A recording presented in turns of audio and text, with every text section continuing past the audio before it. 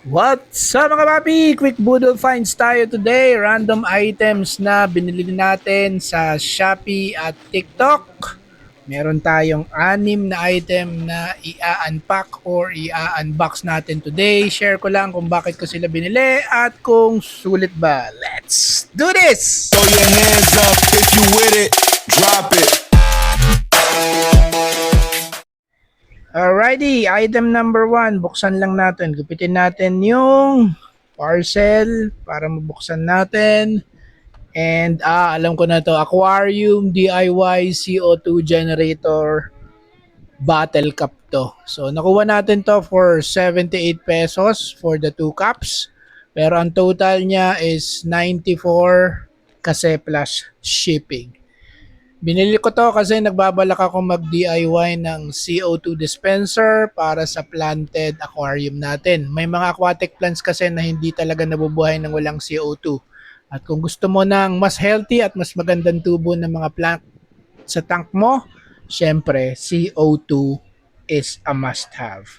So yan yung dalawang cup na pwede nating ilagay sa bote ng soft drinks kung saan natin ilalagay yung yeast at saka yung sugar natin para makapag-produce tayo ng CO2. Okay. So ito, may mga takip rin pala tong cup na to and of course may o-ring na rubber.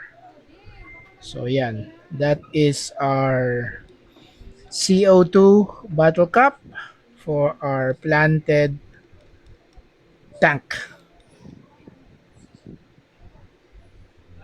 Yan. So, tingnan natin kung fit yung cover nung cup niya. So, dito natin i-shoot yung rubber na hose para lumabas yung CO2 coming from the bottle. So, yan. Balik lang natin and bubuksan natin yung next item natin. Okay, Doc. So, let's check out our item number 2. Tanggalin lang natin yung pakete ng parcel. So, this is the W Rels 250 ml collapsible soft flask. Hindi ko alam kung anong tamang pronunciation ng pangalan nito. This is for running. Ang bili natin nito is 141 pesos kasama na yung shipping.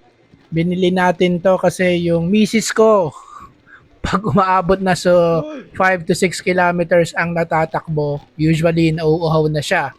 Ang problema, yung flask namin kadalasan is nasa motor pag tumatakbo kami sa Ayala. So napipilitan siyang tumigil sa pagtakbo kasi sobrang uhaw na siya. So ang solution is to buy a collapsible flask na kasya sa running waste bag niya na kaya niyang or pwede niyang ibaon whenever we run in Ayala. So, very practical and very useful.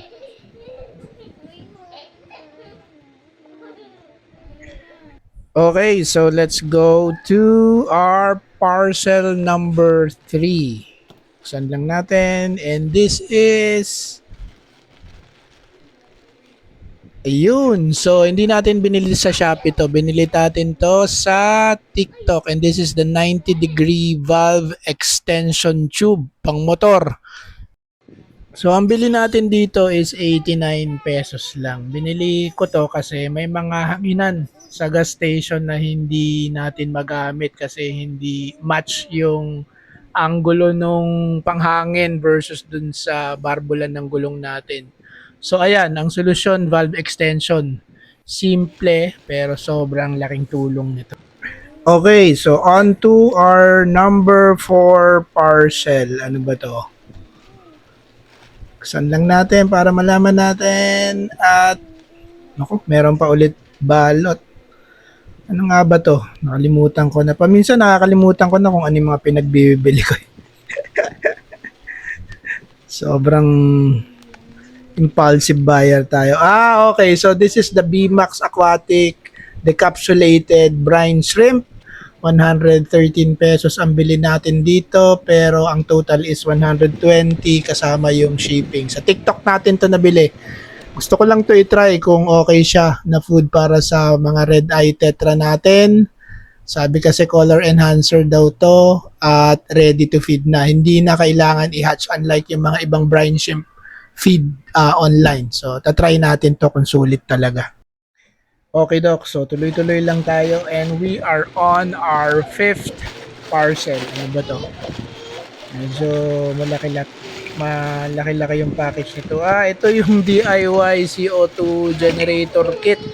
So, noong una bumili lang tayo ng cup pero napag-isipan natin na baka parang kailangan natin ng generator kit kaya natin to kinuha. Nakwento ko na naman kanina kung bakit ako bumili nito pero medyo fail tayo dito mga papi. May kasama na palang DIY cup to. So, yung binili natin earlier, wala. Sayang lang. Sayang yung 78 pesos natin. So, yun nga. Technically, nasayang yung 78 pesos ko sa cup. Pero okay pa rin to kasi may kasama na siyang pressure gauge, safety valve, trim valve, at yung tinatawag nilang magnetic acid ball. So, ayan yung cup na kasama niya. So, meron na tayo niyan eh. Hindi ko alam na meron kasama dito cup sa kit. Pero okay lang. So, ayan yung pressure valve. Di ba? Magana kaya to? Parang cheap ang pagkaka-build niya. Pero let's see. And then, ayan yung magnetic acid ball. And yung trim valve or safety valve ba to? Hindi ko alam kung ito yung trim valve o yung safety valve. But anyway, this is the DIY CO2 generator kit para sa planted aquarium natin. I-vlog na lang natin kung paano natin gagawin and isi-share ko sa inyo. Okay, so next parcel. Ito na ang pang-anim natin. So ito alam ko to. This is the one touch test strips. So buksan lang natin para mapakita ko sa inyo kung anong itsura. So ayan, ito yung test strip. Medyo mahal eh. Naka one touch na glucose tester tayo. So bukod dun sa Lancels para magamit mo yung glucose tester mo, kailangan mo syempre ng test strips. Dito pinapahid yung dugo na kukunin mo at pinapasok mo to doon sa mismong glucose meter mo and ayun, para makita mo kung ano yung blood sugar mo for the specific time kung kailan ka nag-test, kailangan mo tong strips na to. So ayan yung itsura niyan, isushoot mo lang yan doon sa glucose meter mo na one touch din. Yung kabilang side yung nire-read and yung kabilang side yung pinapahira ng dugo. So ayan. That's our one touch test strips. Parang nakuha ko lang to ng 900 pero sa labas nasa around 1,000 to.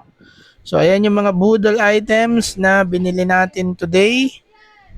Meron tayong one touch, meron tayong DIY generator cup for CO2 kit, and then yung valve extension, tapos meron tayong brine shrimp, and then yung flexible flask.